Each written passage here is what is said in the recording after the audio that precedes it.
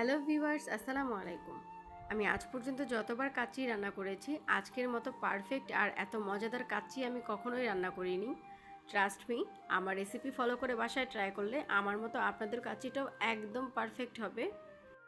এখানে আমি 1 কেজি পরিমাণের খাসির মাংস নিয়েছি। আপনারা চাইলে গরুর মাংস দিয়েও এই কাচ্চিটা রান্না করতে পারেন।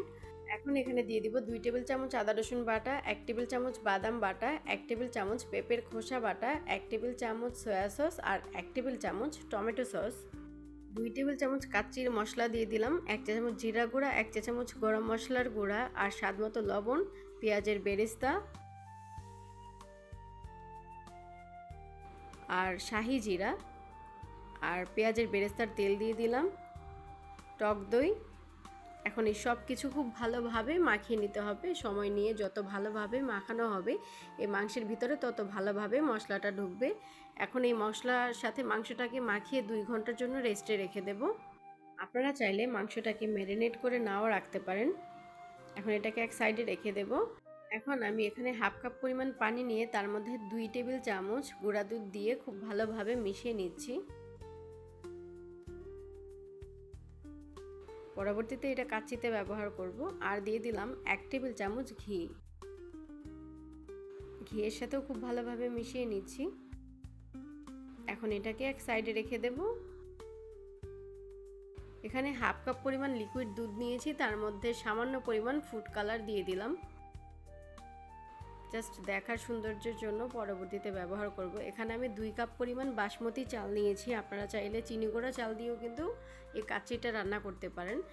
এই চালগুলোকে খুব ভালোভাবে ধুয়ে আধ ঘন্টার জন্য রেস্টে রেখে দেব।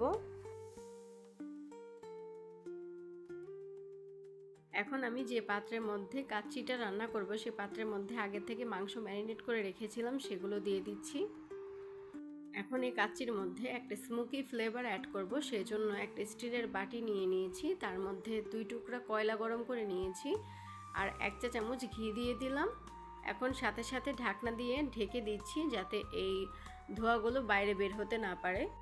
এই ধোঁয়ার যে একটা স্মেল আছে সেই স্মেলটা কাচ্চির স্বাদ দ্বিগুণ বাড়িয়ে দেবে।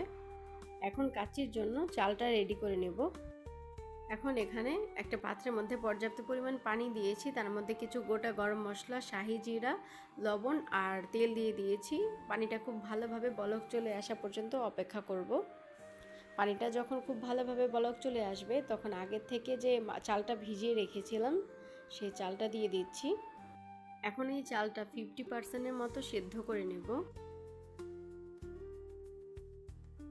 যে কোনো রান্নার ক্ষেত্রে সময় আর ধৈর্য নিয়ে রান্না করলে সেই জিনিসটার স্বাদটা বহুগুণ বেড়ে যায়।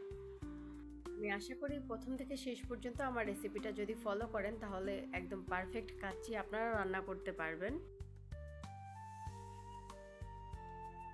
এখন আমি ঢাকনাটা খুলে দিলাম। দেখতেই পাচ্ছেন এখনো পর্যন্ত কিন্তু এই মাংসের থেকে ধোঁয়া বের হচ্ছে। এখন আমি এখানে কিছু আলু দিয়ে দিচ্ছি। একটু সামান্য জর্দা রং দিয়ে আমি আলুগুলোকে ভেজে নিয়েছিলাম আর কিছু আস্ত কাঁচামরিচ দিয়ে দিলাম আর পেঁয়াজের বেরেস্তা দিয়ে দিলাম আর ওই আগের থেকে যে দুধ আর ঘিয়ের একটা মিশ্রণ রেডি করে নিয়েছিলাম সেটা দিয়ে দিলাম। আর এরই মাঝে চাল হয়ে গেছে 50% সেদ্ধ। এখন সরাসরি সে মাংসের উপরে দিয়ে দিচ্ছি, দেখতে পাচ্ছেন। এখন আমি একে একে সেই লিকুইডগুলো দিয়ে দিলাম। আরও দিয়ে দিচ্ছি পেঁয়াজের বেরেস্তা, কেওড়া জল, কিশমিশ আর আলু বোখারা, একটু পরিমাণে টেস্টিং সল্ট, সামান্য পরিমাণ চিনি আর হচ্ছে 1 টেবিল চামচ ঘি আর সামান্য পরিমাণ জর্দা রং দিয়ে দিলাম। এখন এই হাঁড়িটাকে সিল করে দিতে হবে, সেজন্য আমি ময়দার একটা খামির রেডি করে নিয়েছিলাম।